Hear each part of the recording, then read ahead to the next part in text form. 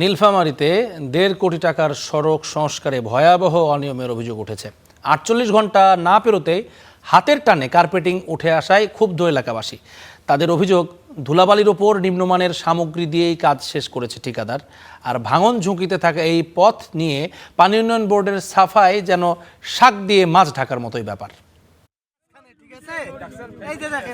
হাতে টান দিলেই উঠে আসছে কার্পেটিং, যদিও পিচ ঢালাইয়ের কাজ শেষ হয়েছে দুদিন আগে।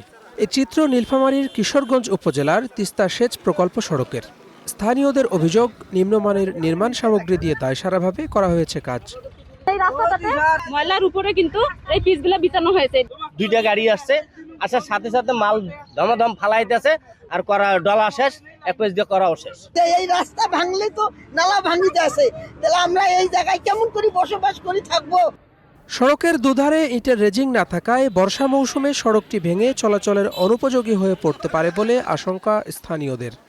এমনিতে তো আমাদের একবারের অনিয়ম, আর এটা তো প্রচুর পরিমাণ অনিয়ম তারা অনিয়ম করলো। এই যে গত 2 দিন আগে, গতকালকের কাজ, পরশু দিনের কাজ, এই যে দেখেন কি অবস্থা, সাইডে কোনো সেলিং দেয় নাই, পরিষ্কার করে নাই, আর এমনিতেই উঠে যাচ্ছে। কয়েকদিন পরে এই রাস্তার কি হবে?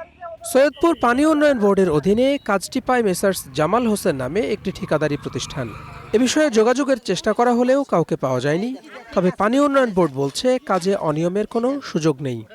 একটি কাজ শেষ হওয়ার পরেও 12 মাস সময় থাকে, ডিফেক্ট লায়াবিলিটি পিরিয়ড বলে এটাকে। তো এই সময়ের মধ্যেও যদি কোনো কাজের ডিস্টার্ব হয়ে থাকে, কোনো কাজ ক্ষতি হয়ে থাকে, আমরা সেটা আবার ঠিকাদারকে দিয়ে মেরামত করে তারপর ওনার যে সিকিউরিটিটা জমা থাকে আমার কাছে, তারপরে এটা আমি ছেড়ে দিই। তিস্তা সেচ প্রকল্পে 2200 মিটার সড়কটি সংস্কারে ব্যয় ধরা হয়েছে 1,38,00,000 টাকা। Desk report, star news.